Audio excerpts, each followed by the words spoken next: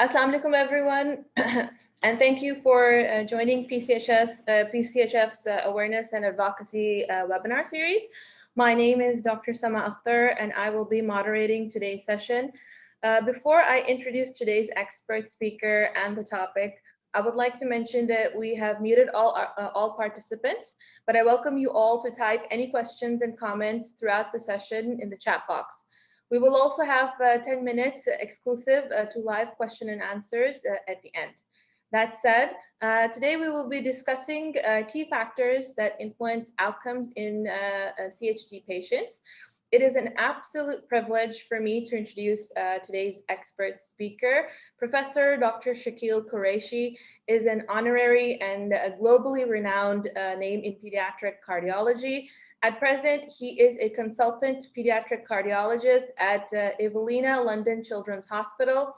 He is the esteemed recipient of the Sitara-e-Imtiaz, which is one of the highest civil awards by the Pakistan government for his services to medicine in 2004.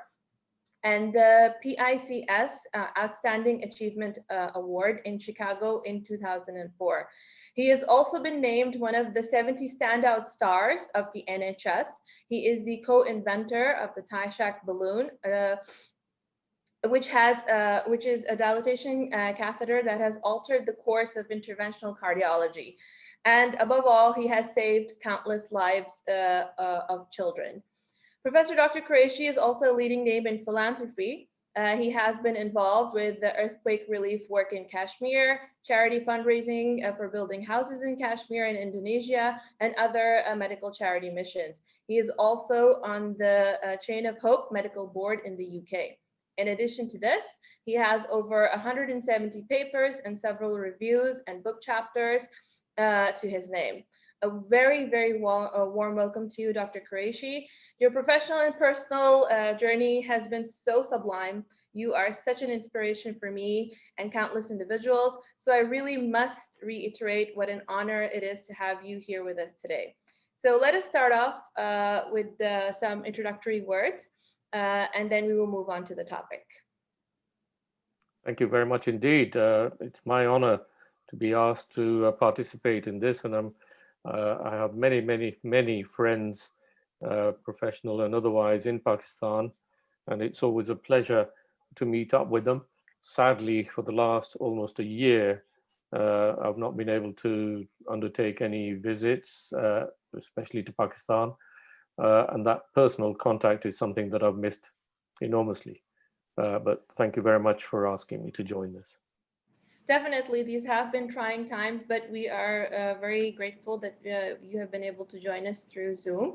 So without further ado, let's start off by talking about the topic for today, which is the impact of predisposing factors for CHDs. So Dr. Qureshi, what is the correlation between consanguineous marriages and congenital heart diseases? And how does this affect the management of a patient with congenital heart disease?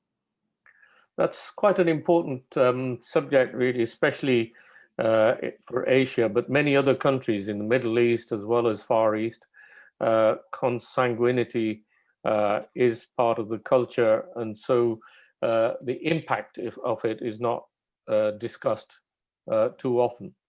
The issue related to consanguinity is the fact that congenital heart disease, when it occurs, can be complex. And I'll come back to that. There are several papers in the literature from different parts of Middle East, such as Lebanon and Saudi Arabia, and also Indonesia and a few others, which have shown that in consanguineous marriages, babies are slightly increased risk of being born with complex heart defects. So whereas in the general population, the incidence is around 1%, in consanguineous marriages, it's double that almost. So that's one of the risks of being born with congenital heart disease. Consanguineous marriages are also associated with other congenital defects, non-cardiac, so all sorts of other complex defects as well. But as far as the heart is concerned, There are certain defects such as ventricular septal defects, atrioventricular septal defects, tetralogy fallow. These are more likely to occur in babies of consanguineous marriages, but in particular, the very complex circulations which eventually result in single ventricle circulation, hypoplastic left heart syndrome, other tricuspid atresia and other defects, they are more like atrial isomerism, which is a particular form associated with heart defects.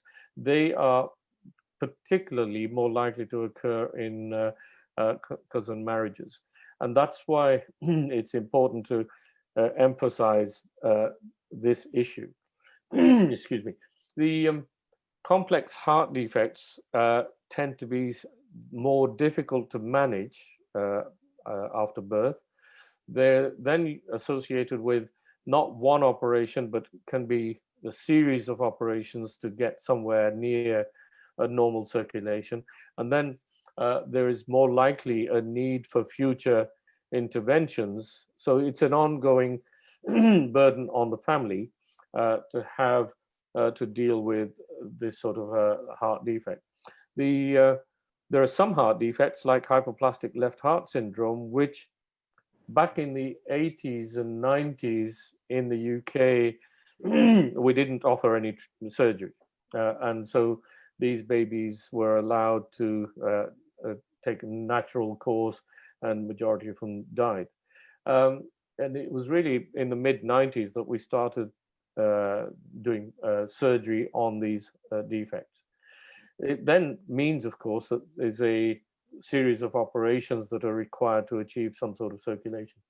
So in countries like Pakistan, unless you provide free health care on an ongoing basis, this can become a huge burden for the families to have multiple operations, multiple catheter interventions, and so on. So it does need a lot of thinking about how to deal with these particular defects.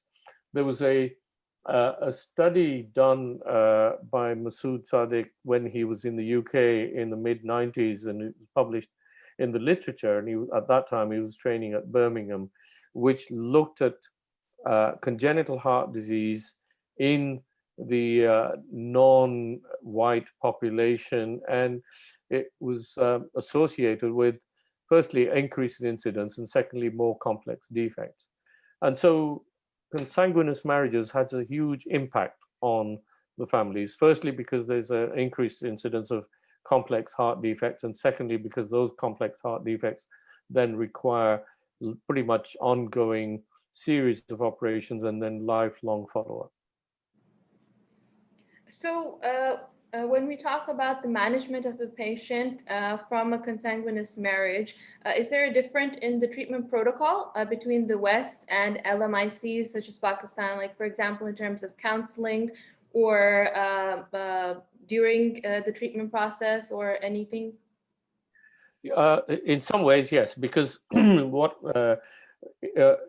we have in the US, UK and Europe and developed countries is a fairly well-organized program of fetal echocardiography, so prenatal detection of complex heart defects. And then that allows the families to plan, either expect a problem immediately after birth, or in some cases, a therapeutic abortion, which raises a different set of moral issues in countries like Pakistan, but certainly it allows the parents to make an informed decision about whether to proceed with pregnancy, and also whether they will accept ongoing series of operations. So, excuse me. So it does raise a lot of issues, and so fetal echocardiography is an area that is probably under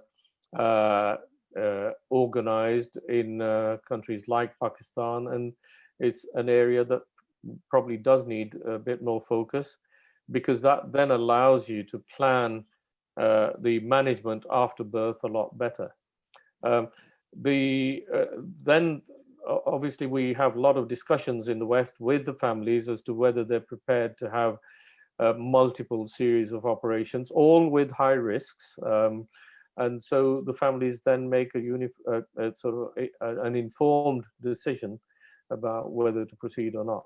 And that's why it's an area that really does need emphasizing, does need a lot of discussion on a national basis and at professional basis, as well as with families. So you mentioned the role and importance of fetal echocardiography, especially in relevance to LMICs. So could you please elaborate a bit more on that? At what period of gestation is it important to have your fetal echocardiograph, and the role and involvement of the cardiologist during this entire process? And you mentioned therapeutic abortions as well. So what are the indications which would lead to a decision for this treatment process? Yeah, so again, very good question. So we do fetal echocardiography around 18 weeks into the pregnancy. 16 weeks is fine as well.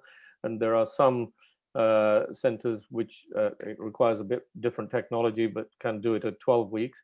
But certainly around 16 to 22 weeks of gestation, echocardiograms in the fetus are performed. Majority of the defects can be picked up. In fact, the detection rate can be up to 70%. In order to achieve the maximum effect, you have to train obstetric sonographers in some basic scanning, and then after that, when they suspect a heart defect, the pediatric cardiologist, fetal cardiologists then have an important role in the diagnosis. And once that is done, then the parents can be informed of the possibility of the type of heart defect.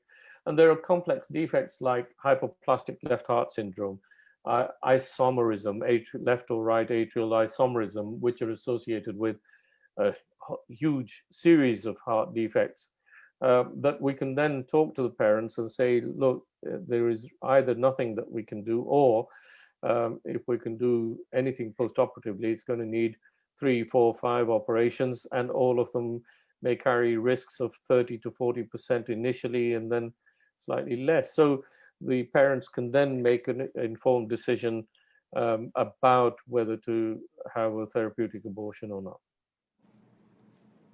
Okay, so now moving on, let's move on to afterbirth and interventions and catheterizations, treatment processes after the delivery of a baby.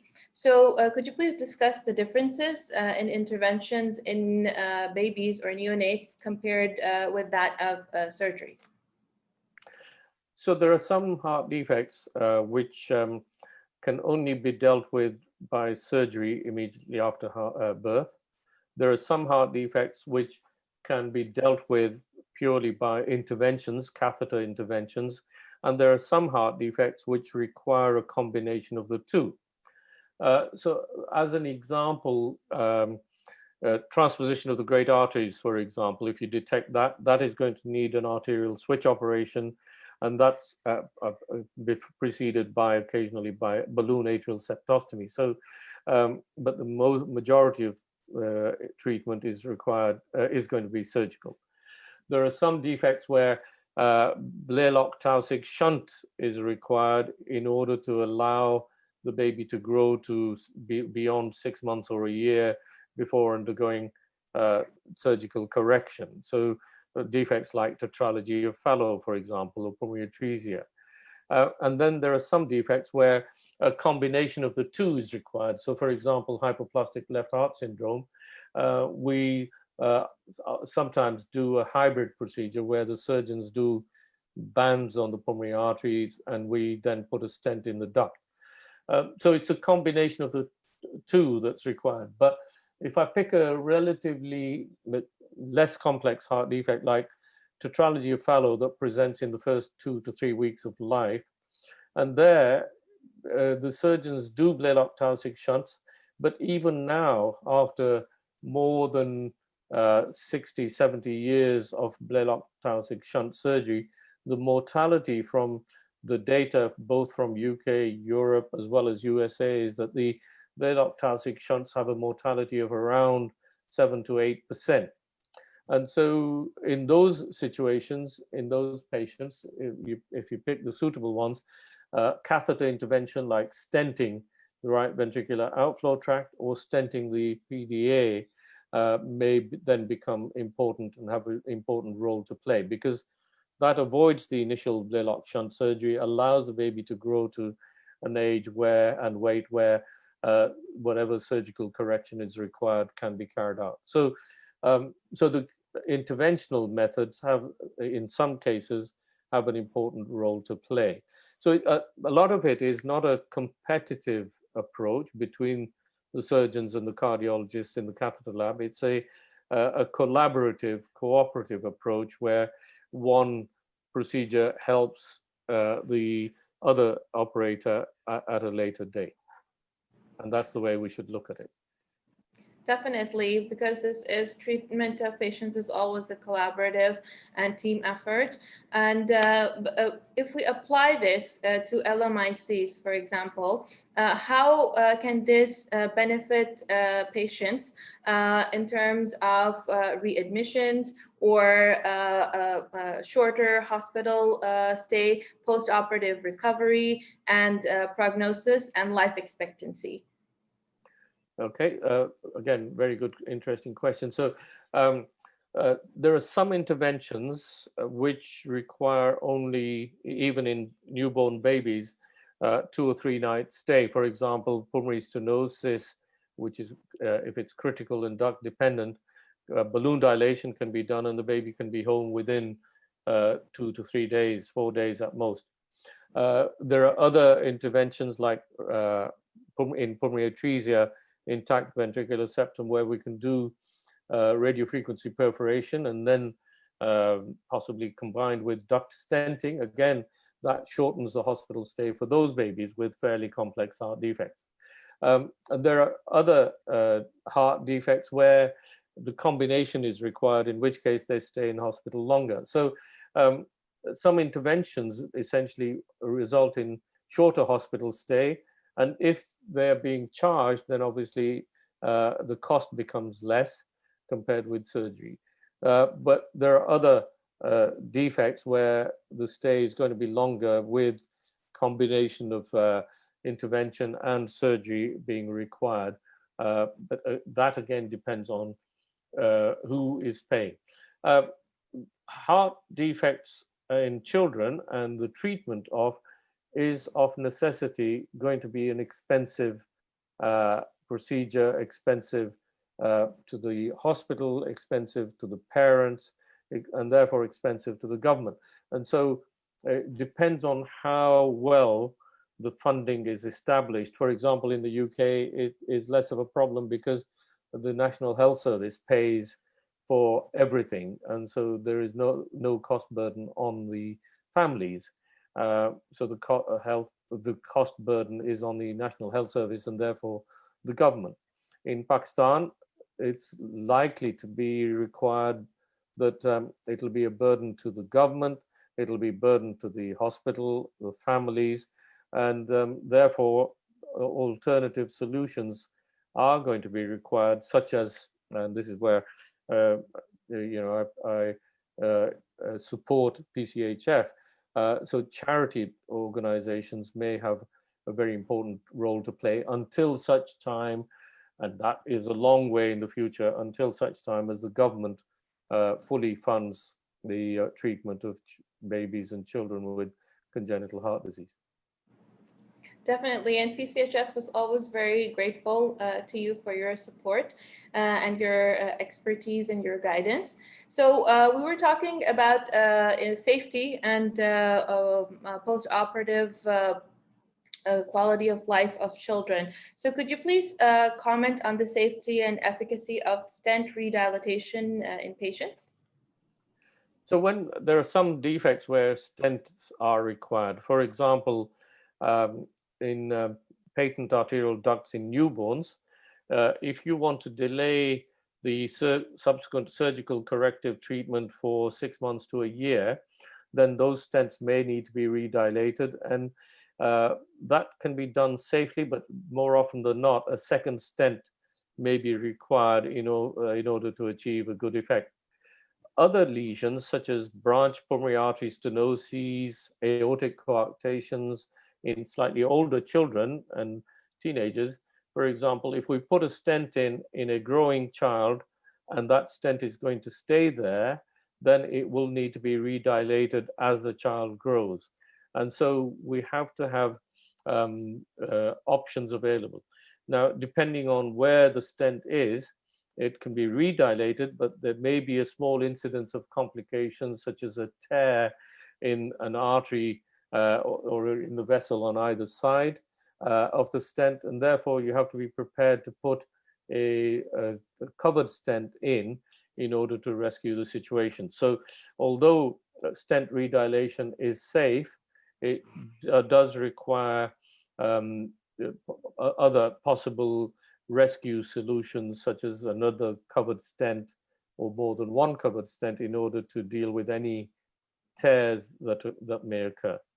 But the older the child is, so for example, teenagers, you're only likely to require one redilation when the child is fully grown. If the child is less than 10 years and we're putting stents in, then those stents are going to require 2, maybe 3 redilations to achieve the full growth of to match the patient. Okay, thank you. Of course, in your vast list of coveted achievements, we absolutely have to talk about the TICHAC balloon. So could you please kindly elaborate on the development of the TICHAC balloon and how it has facilitated in improving congenital heart disease outcomes? Yeah, thank you. So in the mid to late 80s, when interventions started to progress, it started with coronary angioplasty. Then the radiologists started using balloons for different larger vessel dilations. And the balloons that were available, we were then trying to use them in babies and children, and they had a very large profile. So when we were using balloons for pulmonary valves even, or coarctations or aortic valves, the profile of the balloon was large to the extent that we had a lot of damaged femoral veins and femoral arteries, which then required treatment themselves. And so there was a need for producing a more specific balloon for babies. And that's how we worked on, my colleague Michael Tynan, who's retired now from Guy's Hospital. He and I worked on what was required, what sort of diameters and lengths and French profiles of the balloons was required for safer access in the femoral veins and arteries.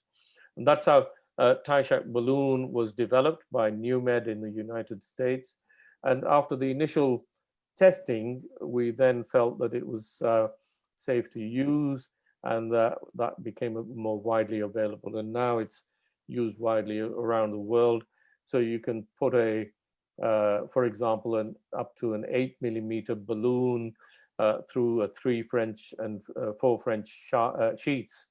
TICHAC Mini, for example, can be passed through a 3 French sheets. So these balloons can be passed through smaller French sheets, and in babies, that's very important to protect their veins and arteries. Wonderful. That definitely has changed the course of interventional cardiology. So what about its application in LMICs? Is it widely and readily available and easily accessible? Oh yes, it's certainly available and accessible. A lot of it depends on the countries having distributors, but as far as I know, it is available around the world. People are using it widely. Wonderful. Okay, so now moving back to the UK, and speaking of safety, what has your experience been like as a cardiologist in dealing with COVID-19 in the UK? So COVID-19 had a huge impact in the first when the first wave started. It resulted in the intensive care units being taken over by adult patients that required CPAPs and BiPAPs and then ventilation, which then meant that we had to cancel all or majority of our elective work on babies and children. And the only thing we could do was emergency cases. Of course, when we were doing emergency cases, then we had to have the full protective equipment, full masks and gowns and gloves and double gloves and so on. But it had a massive impact on the number of cases that we could do. Once things got under control, that restriction was lifted and we were beginning to get back to more elective cases. But in the last week or two, well, the numbers have been increasing rapidly in the last 3 or 4 weeks, but it's only in the last week or so that we've gone into a second lockdown, which has meant that, again, we're restricting the pediatric elective cases and only dealing with emergency cases with the same precautions as previously. You mentioned the second lockdown. So for the CHD patients who are waiting for things to improve and who are waiting for elective surgeries to resume, are there any words of advice or caution that you would like to extend to their parents and families who are worried that their children might not be able to get access to timely treatment? This definitely also applies to patients over here. So if you could please elaborate on that.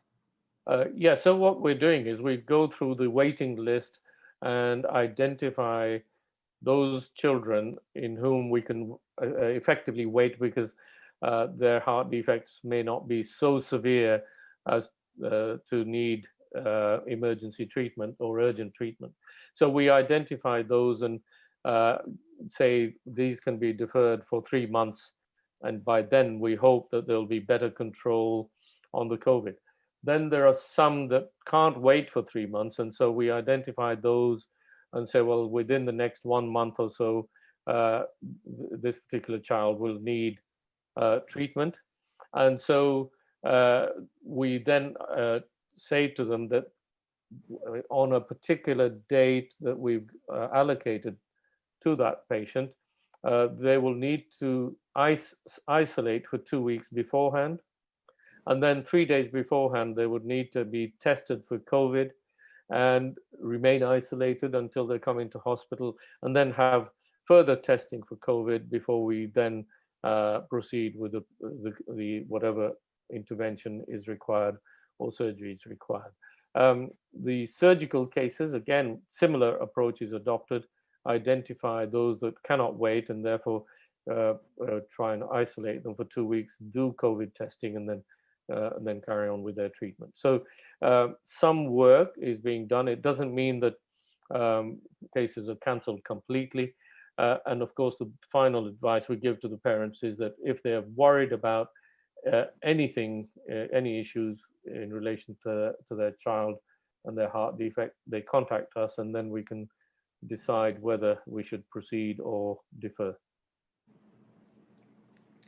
Definitely, and here's hoping that the situation improves soon globally. So learning from your experience in the UK, you mentioned charity institutions and the importance of their roles. So could you please expand on that with reference to the application to developing countries? So I'm involved, for example, with Chain of Hope, which is a charity that was established back in the mid-90s. And we have fairly sort of a wide series of aims. So in countries such as underdeveloped countries in Africa, where there may be no services available, if those countries want to develop, they contact us, and so we then send us teams out on a regular basis, and that can be depending on their local requirements. It can be once a year, twice a year, anything up to 6 times a year. Different teams are sent out. And those teams consist of a surgical team with surgeon, anesthetist, their assistant, and intensive care nurses, and catheter intervention teams, an operator with anesthetist and a catheter lab nurse and other nurses to help with recovery. And those teams can go for anywhere between 1 week and 2 weeks, do a series of cases, but the main aim is not just to go and do cases. The aim is to treat, not just treat the children, but also train the local teams. And that is, the local teams can be surgeons, anesthetists, perfusionists, intensive care nurses, catheter lab, doctors, nurses, anesthetists. So a wider team is trained. And then after a series of visits, we then allow the local teams to be the first operator, assisted by the visiting team. And then eventually we want to get to a stage where the local teams are sufficiently trained to be able to do the cases themselves without the visiting team's help.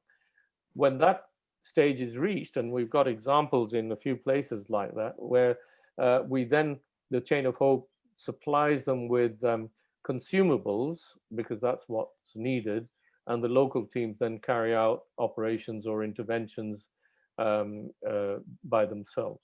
And so it's a staged process, and Chain of Hope goes to many different countries in Africa as well as West Indies, and in other parts as well. And there are similar other charities in US, in Europe, and Asia and Middle East that do similar sort of work around the world.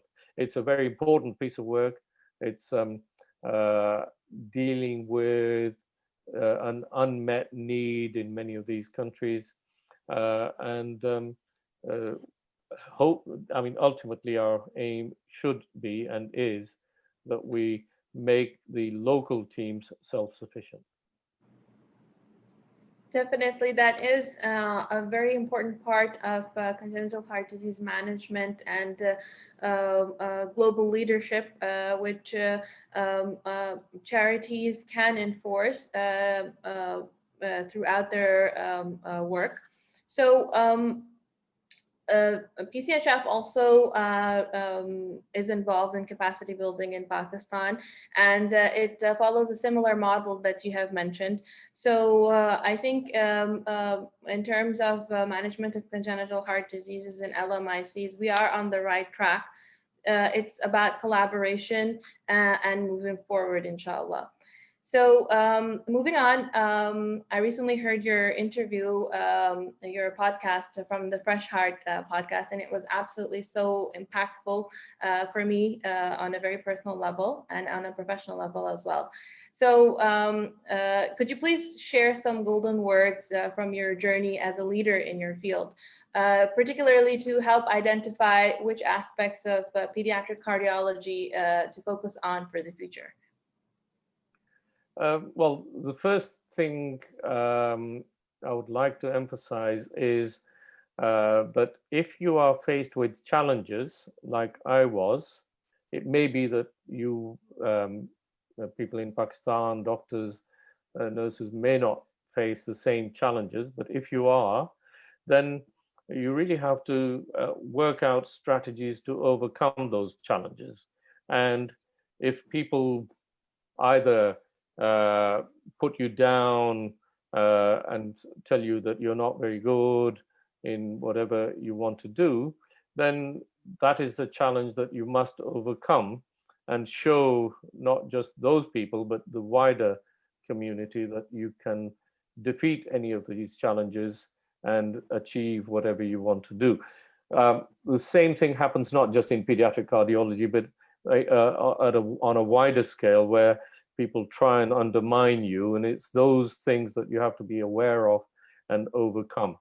In pediatric cardiology, apart from dealing with those challenges, we've got challenges in trying to achieve better standards, better results, better quality of care, a more comprehensive quality of care. And we should therefore really be looking at, as doctors, we should be looking at everything from the parents and the family's angle, and see how well we can deal with the children and the families and support them to achieve a normal lifestyle, no matter how complex a heart defect is. And that's a bigger challenge. We often would be accused of not putting ourselves in the family's shoes and then looking at ourselves from the family's angles. That's something that is very often forgotten about. And I certainly try and maintain that approach, and have done from very early on in my career. Wonderful. Thank you for those insightful words. So in terms of professional growth, what would you advise future interventionists? So the future interventionists, you've got to have a longer term view of things, and not just accept that you're going to do some simple defects and be satisfied with those. You should really be looking at how you can do obtain experience in much wider range of interventions, and then provide that care back to the children and the patients. And that usually means that you need to have mentors available to you, that you can run things, ideas past them, ask them for advice, ask them for supervision, and be mentored until you get into a position where you can then mentor your younger colleagues. So it's a cycle, an ongoing cycle of life, isn't it? You plant a tree and allow the branches to grow, and then you plant another tree and allow other branches to grow, and so on. And that's we should be worried less about ourselves, but more about the others, and how we can support others and develop others and mentor others in order to for the people that go out to different hospitals can then spread their expertise much more widely. Definitely, learning is a lifelong process, and I think the first step is, for example, coming from yourself as well, is to not be intimidated to approach your mentors, to ask them questions, to learn from them. I think that is a very amazing quality that I have found in you. It's the humility that all our mentors worldwide share.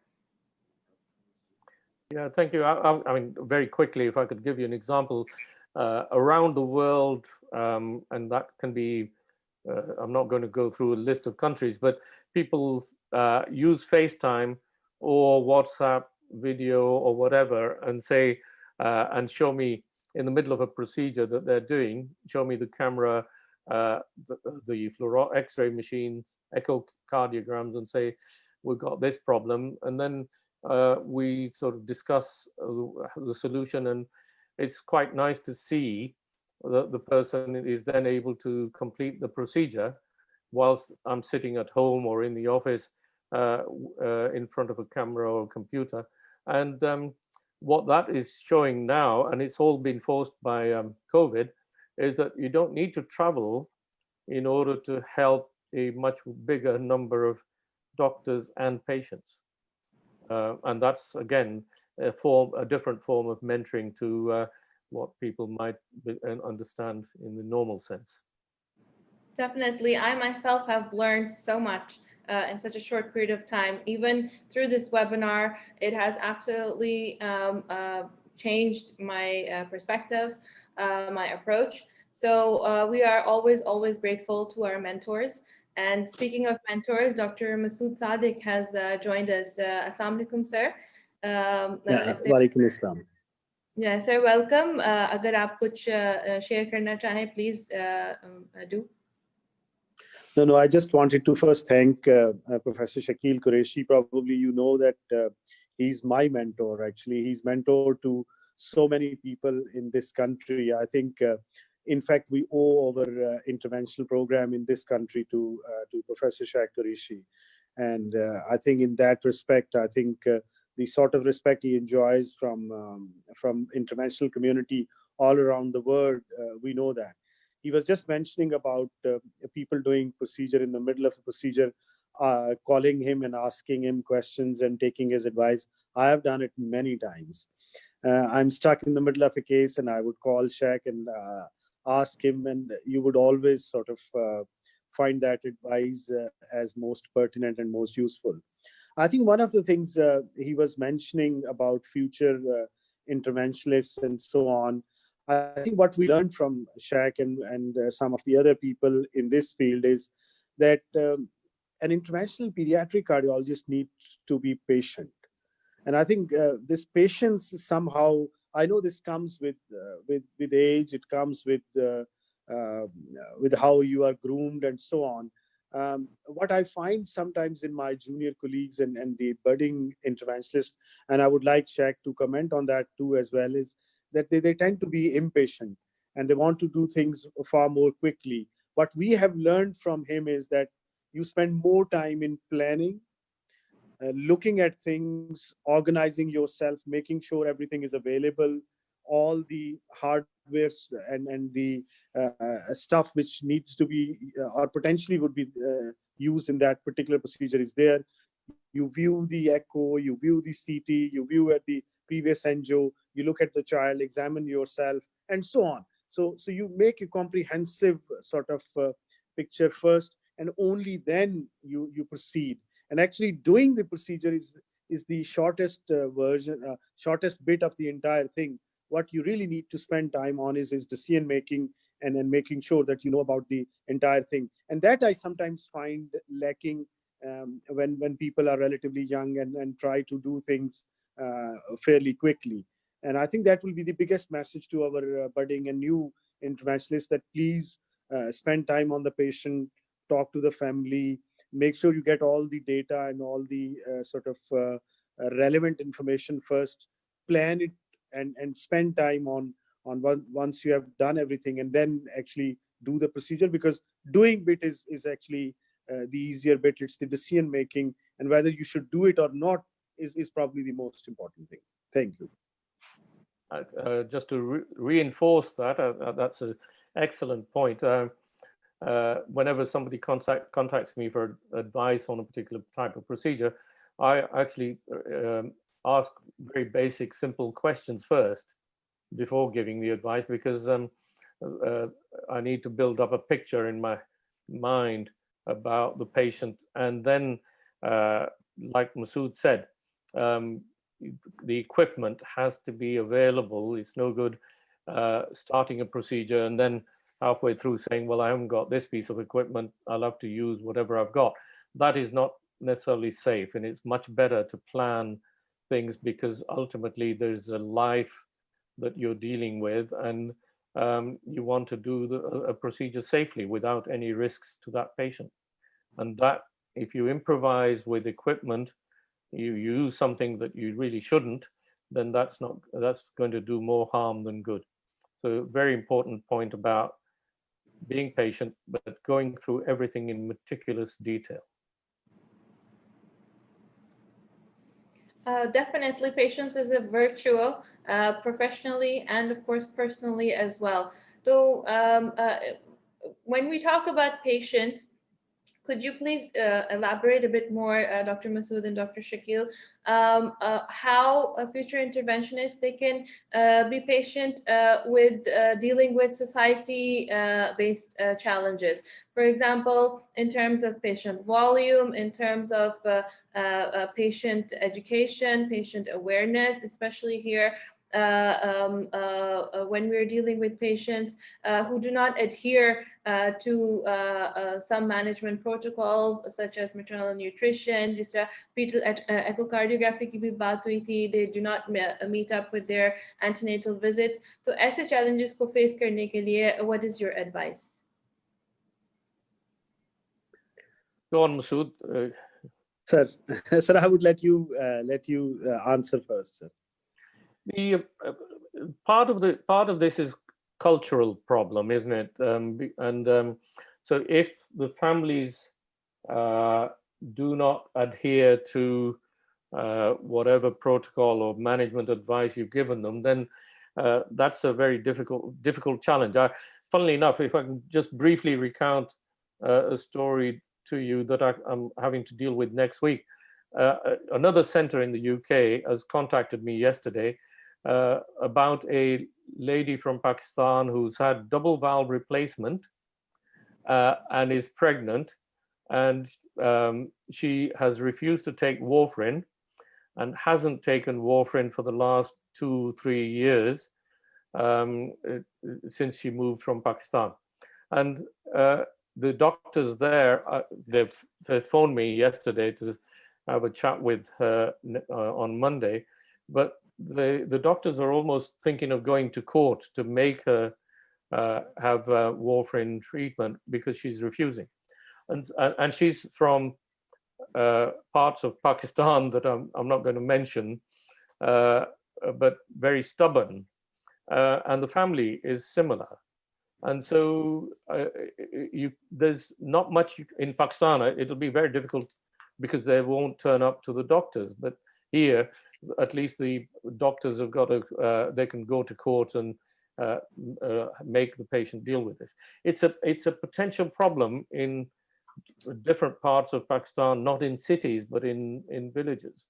And apart from if you have a parents or a patient support group that can, in this day of social media, if they set up support groups to provide that information, that is going to have a much bigger impact than doctors saying to patients, you must do this. In the UK, we've got very powerful parents and patient support groups who, when they started out in the mid to late 90s, just had a very small role, but now we use them for a lot of education, a lot of support for the patients and parents.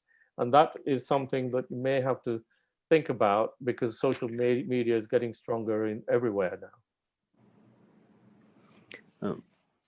I think sir ने बहुत अच्छे तरीके से इसको explain कर दिया और ये जो सोशल और कल्चरल एस्पेक्ट को हाईलाइट किया. मेरी नज़र में एक बहुत इम्पॉर्टेंट पॉइंट जो कि हम अक्सर ओवरलुक कर जाते हैं वो बेसिकली पेशेंट डॉक्टर रिलेशनशिप है.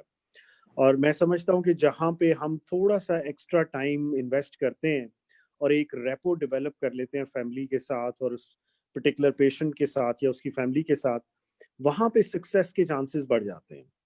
लेकिन प्रॉब्लम फिर वही आएगी डॉक्टर साहब जो आपने बात की कि जहाँ वॉल्यूम्स बहुत बड़े होते हैं और अगर आप एक वक्त में बेशुमार मरीजों को देख रहे हैं तो आपके पास वो एक्स्ट्रा टाइम नहीं है जिसमें आप वो रेपो डेवलप कर सकें फैमिली के साथ. तो उसमें फिर आपको हेल्प की ज़रूरत है, आपको सपोर्ट ग्रुप की ज़रूरत है, आपको किसी नर्स की ज़रूरत है, आपको किसी नर्स काउंसलर की ज़रूरत है, या आपके एरिया में जो आपका जनरल प्रैक्टिशनर है जो कि उनके साथ ज़्यादा इंटरेक्शन में होता है, उसको हम किस तरीके से इन्वॉल्व कर सकते हैं. तो वो फैक्टर्स इंपॉर्टेंट हो जाते हैं. मैंने ये देखा है कि जो पेशेंट्स जो उनको आप ओवर द इयर्स देख रहे होते हैं और जिनके साथ आपका एक सर्टेन रेपो डेवलप हुआ होता है, उनमें हमें इस तरह की प्रॉब्लम नहीं आती और मोस्ट ऑफ द टाइम्स आप उनको कन्विंस करने में भी कामयाब हो जाते हैं क्योंकि उनका भी आपके ऊपर एक ट्रस्ट का फैक्टर होता है और एक ट्रस्ट का लेवल होता है. लेकिन जहां आपका ये रिलेशनशिप डेवलप नहीं होता, वॉल्यूम्स बड़े हैं, रश ज़्यादा है, बेशुमार मरीज हैं और आपका पर्सनल उनके साथ रेपो डेवलप नहीं हुआ, वहाँ पे डेफिनेटली ये प्रॉब्लम आती है। और जैसे सर ने कहा कि बहुत सारी चीज़ें कल्चरल ज़रूर हैं। ऐसे ही है जैसे आपने भी देखा होगा, मैंने भी देखा होगा, आज भी मैं क्लिनिक पे सख्ती करता हूँ कि कोई बंदा मास्क के बगैर अंदर नहीं आएगा। तो कुछ लोग रेजिस्ट करते हैं, बल्कि बाज़ बार लड़ पड़ते हैं रिसेप्शनिस्ट के साथ। अंदर वो आ तो जाते हैं क्योंकि उनको पता है डॉक्टर साहब देखेंगे नहीं। आते ही सबसे पहले मास्क उतारते हैं और कहते हैं डॉक्टर साहब पहले दसो है हैवी है या नहीं। अब वो this is something which I think is cultural, which is social, जो आप सोशल मीडिया से, अपने कल्चर से, बाकी चीजों से, आपके घर के बड़े बाकी लोग किस तरीके से इस चीज को यूज कर रहे होते हैं, उससे आप लर्न करते हैं। तो आई थिंक इसमें पाकिस्तान में अभी तक इस तरह के पेशेंट सपोर्ट ग्रुप्स नहीं बने अक्सर जगह पे, और ना ही हमने नर्स काउंसलर के कॉन्सेप्ट को बहुत ज्यादा आगे बढ़ाया है। तो आई थिंक इस पे मैं समझता हूँ कि maybe Pakistan children heart foundation can take a lead. मैं फरहान से कहूँगा, बाकी लोगों से कहूँगा कि हम इस कॉन्सेप्ट को थोड़ा सा आगे लेके चले, और कम से कम कंजेंटल हार्ट डिजीज के कॉन्टेक्स्ट में, जो कि हमारा फोकस है, हम अगर डिफरेंट एरियाज में इस तरह के पेशेंट सपोर्ट ग्रुप्स को इनकरेज करें लोगों को ज्वाइन करने का, और फिर कोई नर्स काउंसलर्स या कोई साइकोलॉजिस्ट या बाकी लोगों को इन्वॉल्व करें, तो आई थिंक इसमें हम सिग्निफिकेंट इन रूट्स कर सकते हैं। और हमारी तरफ से ये एक एफर्ट है, like for example Dr. Shakeel, he explained very nicely and elaborately about the role of consanguineous marriages in congenital heart diseases. So ये भी, this is also a very big societal challenge within Pakistan. So we hope through these webinars and through our expert speakers we are able to educate our public on the importance of predisposing factors in congenital heart diseases. We are running short of on time, so Dr. Shakeel, there are just two questions before we wind up. A question है कि how long will a stent last after surgery? And the second part of that question is after a catheterization or stent procedure, when should I call the doctor, or what signs should I look in my child before I call the doctor? So that's going to depend on the age at which stent is implanted. So if the stent is implanted in the first year of life, for example, then that stent is not going to last lifetime.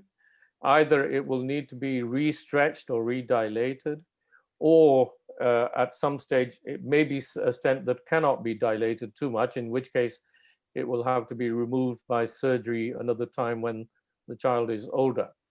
The second question was, again, if the stent is in the PDA or patent ductus or right ventricular outflow tract, then if there are any changes in the signs in the baby, for example, blueness that is increasing, or breathlessness that's increasing, then they should be evaluated by a pediatric cardiologist, because either the stent is becoming blocked or narrower and may need further intervention. So very important two questions there. Thank you, sir. Thank you very much for answering all of today's questions and answers. Mr. Farhan Ahmed has joined us. Assalamu alaikum, sir. If you could please give in your 2 cents. Walaikum assalam. Dr. Shakeel Qureshi, Jazakallah khair, sir. It's an honor always to have your support with Pakistan Children Heart Foundation. I remember the day, आपको याद होगा जब बिल्कुल हम लोग ना initial discussion कर रहे थे, तो आपका बड़ा kindness है, and you know it's we're very humbled and thank you very much कि आप उस वक्त से हमारे साथ हैं. And बस मेरी साथ ये गुजारिश होगी कि बहुत सारे लोग ना ये रिक्वेस्ट कर रहे हैं कि ऐसे सेशन ज़्यादा होने चाहिए और उर्दू में होने चाहिए, ताकि पेरेंट्स जो हैं वो आपसे इंटरेक्टिव ऐसे सवालात कर सकें जो यूजुअली वो नहीं कर पाते.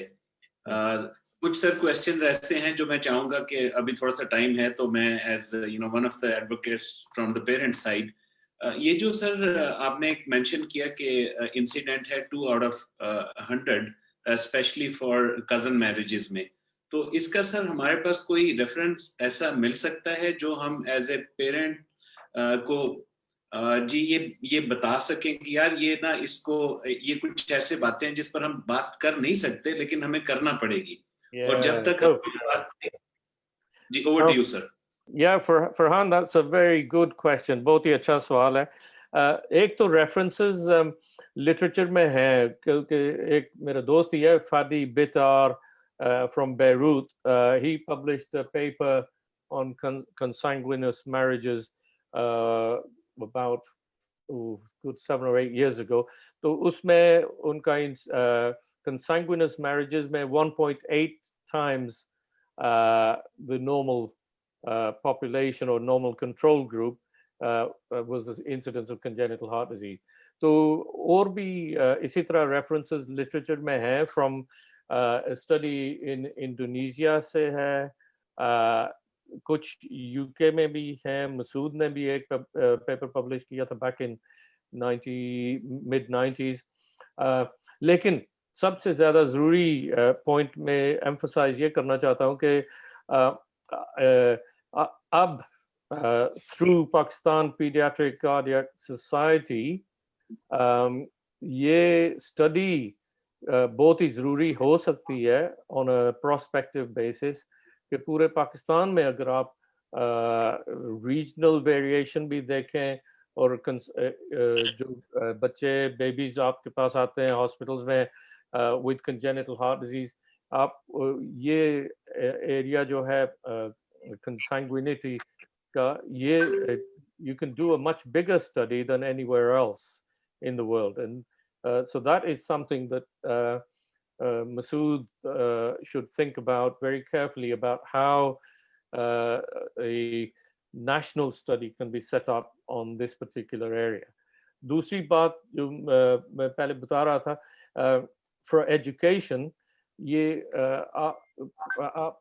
پیرنٹس سپورٹ گروپ جو ہوتے ہیں یو کے میں یورپ میں ساری اس طرح کے سینٹرز میں ہم جیسے ہی کوئی پیرنٹس فون کرتے ہیں تو ہم انہیں ایک تو پیرنٹ سپورٹ گروپ کا بتا دیتے ہیں, ہر ہاسپٹل کے ساتھ ایک پیرنٹ سپورٹ گروپ اٹیچڈ ہوتا ہے, اور دوسرا ہماری we call them nurse practitioners or nurse counselors or liaison nurses, تو ہم ان کو بتا دیتے ہیں تو وہ زیادہ ٹائم 1 گھنٹہ 2 گھنٹے پیرنٹس کے ساتھ اسپینڈ کرتے ہیں ان کو سمجھانے میں ہارٹ ڈیفیکٹ کے لیے.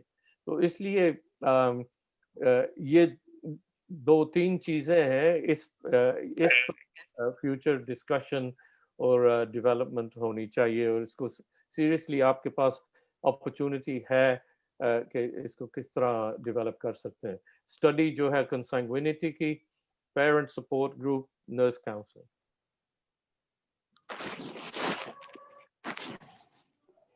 پروفیسر مسعود صادق صاحب ہاں نہیں آئی تھنک سر نے اس کا بہت کمپریہنسو جواب دے دیا ہے. جہاں تک کنسینگوینٹی کا تعلق ہے, ایکچولی ہم جیسے سر نے بتایا میں بھی ایک اسٹڈی میں انوالو تھا, بلکہ میں I was principal investigator way back Birmingham میں آج سے 25 سال پہلے. لیکن ایکچولی ایک اسٹڈی ہم یہاں پہ بھی انیشلی کر چکے ہیں, اگرچہ وہ اسمال اسکیل اسٹڈی تھی جو ہم نے لوکل لٹریچر میں پبلش کی, جس میں بھی clearly consanguinity is related with a higher incidence of congenital heart disease, اور اس میں ہم نے دیکھا کہ جو کمپلیکس ہارٹ پرابلمز ہیں ان کا انسیڈنس ایکچولی سگنیفیکنٹلی ہائر ہے جہاں پہ کنسینگوینٹی ہے. لیکن آئی تھنک سر کا پوائنٹ لیتے ہوئے میں آئی will be more than happy کہ ہم اس کا کوئی نیشن وائڈ یا پاکستان وائڈ کوئی اس کی اسٹڈی پلان کرتے ہیں جس میں ہم ملٹیپل سینٹرز کو انوالو کر کے, اور یہ کوئی بہت مشکل کام نہیں ہے انشاءاللہ. I think we should be able to do it, اور سر کی بات صحیح ہے کہ دنیا میں اور کوئی بھی ایسا ریجن نہیں ہوگا جو اس سے بہتر جہاں پہ ہمارے پاس مٹیریل ہو جس کو ہم دیکھ بھی سکیں اور پبلش بھی کر سکیں. دوسرا پوائنٹ سر کا آئی تھنک جو میں بھی پہلے ہائی لائٹ کر چکا ہوں اباؤٹ نرس پریکٹیشنر یا نرس کاؤنسلرز اور سپورٹ گروپس کی, تو I think Farhan I think we should take this up as a PCHF project انشاءاللہ. اس کے اوپر ہم ورکنگ کر لیتے ہیں, اور I think we should be able to do it. یہ مجھے کوئی مشکل کام نظر نہیں آ رہا ہے انشاءاللہ. زبردست سر. انفیکٹ میری تو یہ گزارش ہوگی جو ڈاکٹر سما ہے نا, ماشاء اللہ she is now heading over research department here as well, تو جو ہمارا ریسرچ کا پروجیکٹ ہے اس پر بھی انشاءاللہ امیڈیٹلی کام شروع کر لیتے ہیں. اور سر جو پیرنٹس کا جو سپورٹ گروپ ہے, we have been talking to a lot of parents. Alhamdulillah, PCHF का जो main focus are always been ensuring कि parents और जो patient है ना उनकी advocacy की बात की जाए, तो वो भी एक अच्छा काम सर हम initially इकट्ठे कर सकते हैं। मेरी सर लास्ट में एक रिक्वेस्ट होगी, समा एक क्वेश्चन आया है पेशेंट का, अगर काइंडली आप वो सर से पूछ लें, and then I think we can wind up. So before we wind up, there is a question from a parent of a 4-year-old girl. She has mild to moderate residual RVOT obstruction. At the age of 15 months, she had a total correction. However, she has residual RVOT obstruction. Now, her parent is saying that in the winter, her daughter's face has some swelling on it. So what precautions should the parents take? Her RVOT is 56 milligram MMHG. So ठीक, very good question. एक तो echocardiogram details देखनी पड़ेगी कि valve जो obstruction है वो valve level पर है या underneath the valve. तो अगर valve level पर है तो हो सकता है balloon करना पड़े, balloon dilation. अगर valve के नीचे है infundibulum में तो it may need further surgery to remove that obstruction. The other option may be to वजन पर depend करता है, हो सकता है कि stent डाली जा सके, लेकिन ये echocardiogram पर मुनहसर है, और हो सकता है अगर facial swelling हो रही है तो diuretics such as furosemide की भी जरूरत temporarily हो सकती है, but लेकिन pediatric cardiologist के echo के साथ detailed assessment करनी पड़ेगी. Thank you, Dr. Shakeel Qureshi, Dr. Masood Sadiq, Mr. Farhan Ahmed, and thank you to everyone who joined us today for your participation, for your question and answers, and for, of course, being part of the Congenital Heart Disease Awareness Project. So Allah Hafiz to everyone, goodbye, and have a nice day. Thank you very much indeed to everybody. Thank you, Samaa, Farhan, Masood. Thank you very much, sir. Thank you. Thank you, Prof. Thank you so much, Shakeel sir. Thank you. Thank you to all the participants. Thank you. Assalamu alaikum.